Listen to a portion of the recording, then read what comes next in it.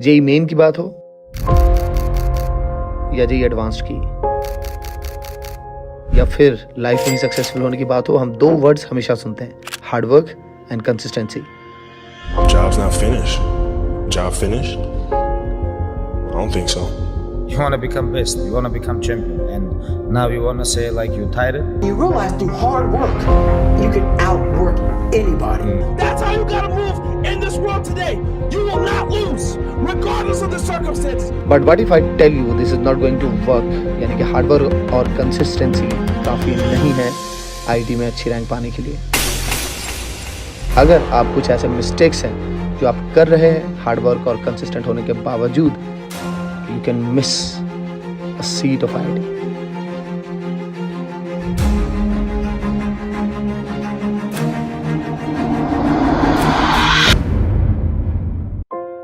आप चाहे कितना भी हार्डवर्क कर लो, चाहे कितना भी कंसिस्टेंट रह लो, अगर आप ये मिस्टेक करोगे तो आप एक मीडियोकर लेवल से ऊपर नहीं जाओगे जेई में।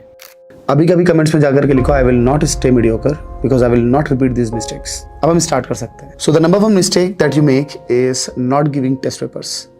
आप टेस्ट पेपर्स नहीं देते हैं ये सोच करके कि कोई बात नहीं, अभी सिलेबस हो जाए तब अच्छे से टेस्ट पेपर देंगे। जेई मेन का एग्जाम आ जाएगा तब उस मंथ में ढेर सारे टेस्ट पेपर देंगे।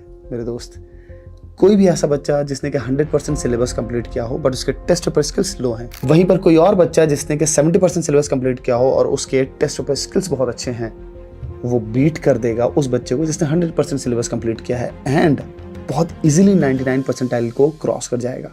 That is why test papers देते रहना जरूरी है। आप क्या सोचते हो कि ऑल इंडिया टेस्ट सीरीज जब तक ज्वाइन नहीं करेंगे तब तक टेस्ट सीरीज का कोई मीनिंग नहीं है, और ऑल इंडिया टेस्ट सीरीज जब मैं ज्वाइन करूंगा तब तक मेरा सिलेबस अच्छे से हो जाए, उसके बाद ही बात बनेगी, राइट?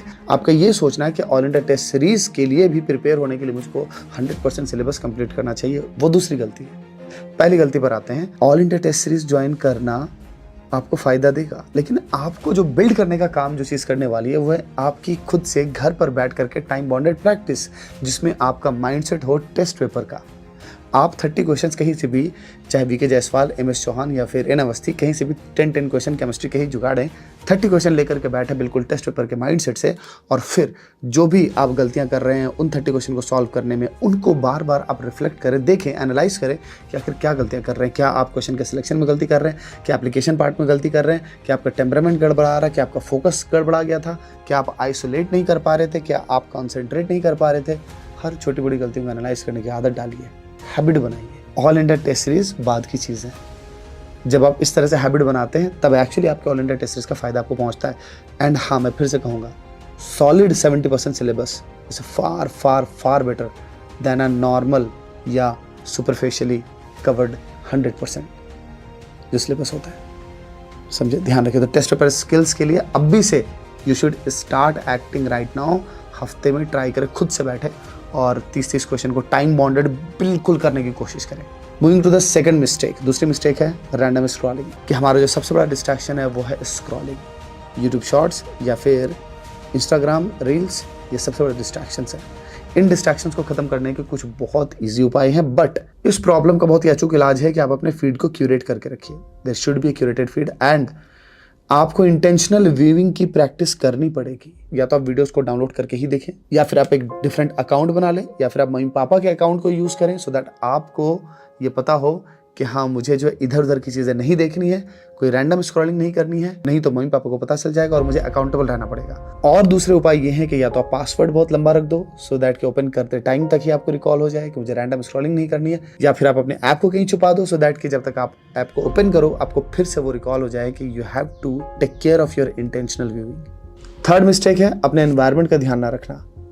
कई बार आप ये सोचते हो कि आप जिस तरह से अपने दोस्तों के साथ एंजॉय करते हुए जेई की प्रिपरेशन कर रहे हो सब बढ़िया है, आप ध्यान नहीं देते कि आपके दोस्तों का गोल आपके गोल के साथ अलाइन कर रहा है या नहीं कर रहा है। कहीं ऐसा तो नहीं कि आपके दोस्त जो है वो आपको नेगेटिव एनर्जी दे देते हैं और फिर आप भी जो है अपने गोल से भटक जाते हैं। कहीं ऐसा तो नहीं है कि वो ये कह रहे हैं कि इस चैप्टर को छोड़ देते हैं, इसमें ज़्यादा मेहनत है। कहीं ऐसा तो नहीं है कि वो आपको आपका टाइम सही से यूज़ करने नहीं दे रहे हैं, हालांकि आपके गोल्स बहुत बड़े हैं और आपको पता है कि आप प्रोक्रेस्टिनेट कर रहे हो, आपको पता है कि आप ये गलत कर रहे हो, गलत जगह टाइम स्पेंड कर रहे हो, but still just for the sake कि आपको दोस्तों के साथ रहना है, आप अपने गोल्स के साथ समझौता कर रहे हो। जो फोर्थ मिस्टेक है वो है प्रॉपर गाइडेंस के पीछे ना भागना। आपको ऐसा लगता है कि इंटरनेट के सस्ते ज्ञान आपको जेईई पास करा सकते हैं, तो गलती है।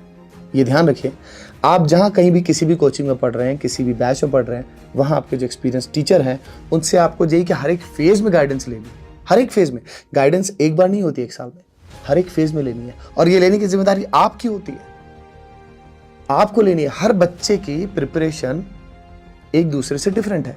जो कॉमन है वो ये कि जेईई का सिलेबस, जो कॉमन है वो है जेईई का सिलेबस। लेकिन हर बच्चे का बैकग्राउंड अलग है, हर बच्चे की समझ अलग है, हर बच्चे की स्पीड अलग है, तो हर बच्चे की प्रिपरेशन अलग है। तो हर बच्चे को गाइडेंस चाहिए, तो आपको प्रॉपर गाइडेंस हर एक फेज़ में चाहिए। फेज़ का मतलब कि आपने 2 मॉक टेस्ट दिए और तब आपको लगा कि पार्टिकुलरली मैथ्स में ये कमी है, तो आप मैथ्स में आप गाइडेंस लेंगे। वैसे ही केमिस्ट्री, वैसे ही फिजिक्स में लेंगे। टाइम टू टाइम जब जहाँ पर आपको चीज़ें लगेंगी कि यहाँ पर चीज़ें कम पड़ रही हैं, कमी हो रही है, वहाँ पर आप उस हिसाब से गाइडेंस लेंगे हर फेज़ में। अब आप फेज़ को डिवाइड कर लें, वीकली डिवाइड कर लें, मंथली डिवाइड कर लें, कैसे भी। सो आई होप दैट कि ये 4 मिस्टेक्स आप रिपीट नहीं करेंगे। एंड डेफिनेटली हार्डवर्क और कंसिस्टेंसी के साथ अगर आपने इन 4 मिस्टेक्स को अवॉइड कर दिया, फिर आपको कोई नहीं रोक सकता एवरेज से टॉपर में कन्वर्ट होने में। All the best.